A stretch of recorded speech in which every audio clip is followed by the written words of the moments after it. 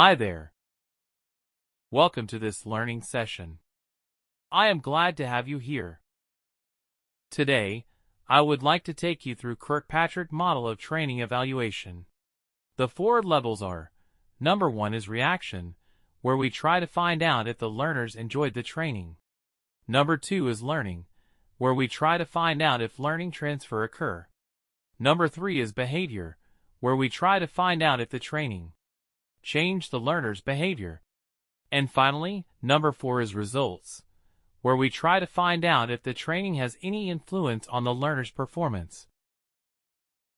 Let us start with the first level of evaluation: reaction. What is the number 1 goal of your training? Most probably it is that you want them to know that the training is useful. On a simpler level, there are 3 metrics that help you decide how well your learners received the training, how engaged the audience was during your training, how much contribution did they put in, and how actively did they do that. How was their overall reaction to your training?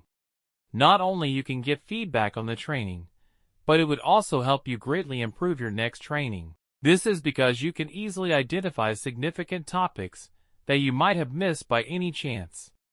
There are a lot of questions that you can ask from the audience, such as, do you think the training was successful? Would you recommend this training to others in your unit?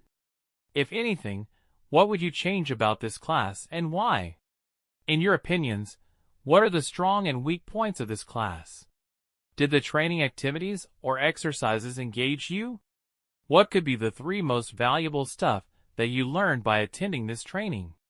How good or bad were the venue? How good or bad was the presentation style, in your opinion? From this training program, how much do you think you can apply at your job? How much and what kind of support might you need when applying the learned knowledge at your job? Let us look at the second level of evaluation: learning. This is a level that emphasizes what the trainees have or have not learned from your training. It also measures how the trainees think they can do things differently, how confidently they feel in that aspect, and what the source of their motivation is. As a result, you can assess how the training has imparted skills and knowledge to them, their self-confidence and determination. The first step in line is to identify what you want to evaluate.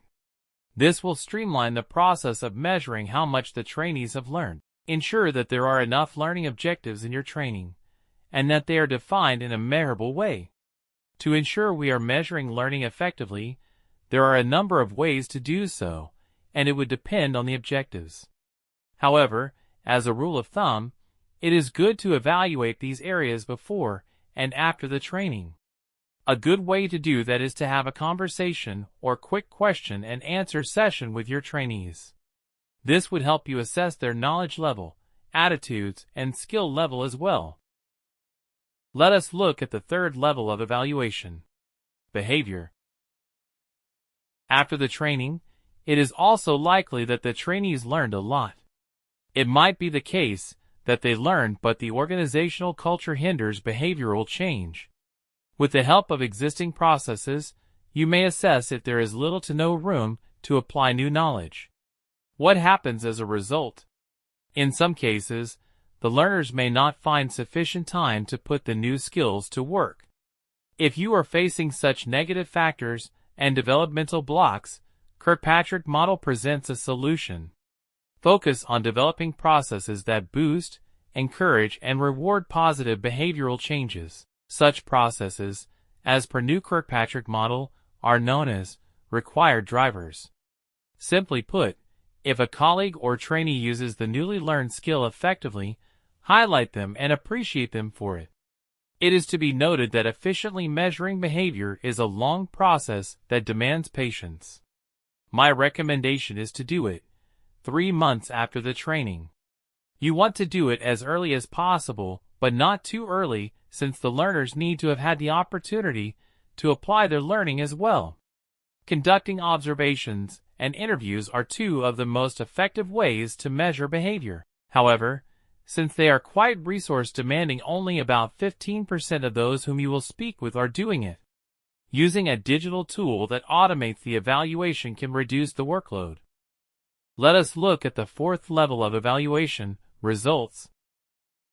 Results is usually regarded as the primary goal of the program. At this level, you determine the overall success of the training based on a number of critical business objectives. These include decreased spending, greater return on investments, better quality of products, and more work efficiency among employees.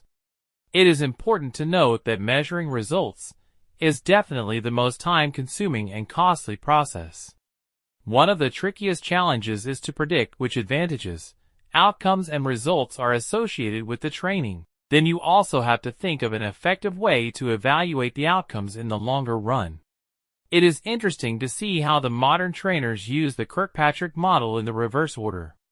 They first define the final results, break this down to behavior that will drive the results, and finally break those down to learning objectives that will drive the desired results.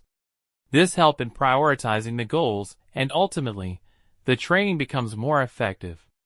Last but not the least, all the results would not mean a thing if they were not communicated to the stakeholders. There is a list of outcomes that one may consider, as long as they are relevant to the training objectives. These are higher level of motivation, reduced work lags and procrastination, more sales, higher level of customer service or customer satisfaction, greater and more efficient production, higher workers' retention, and reduced workers' complaints. Measuring results might take a long time. Perhaps you have already managed to run all your employees through a training program before you realize nothing happens with the results. So, make sure to measure and track behavioral changes at level 3 as well. This will give you more prompt indicators if you are, at least, creating the behaviors that you believe will drive the results. You should even measure learning at level 2, since this will tell you whether you have succeeded creating the learning you believe will drive the desired behavior. Well, in summary, we have looked at the 4 levels of Kirkpatrick model of training evaluation, that is, reaction, learning, behavior, and results. We have also looked at how to apply the model in evaluating a training program effectiveness. That's it from my end. Thank you for your time. Bye for now.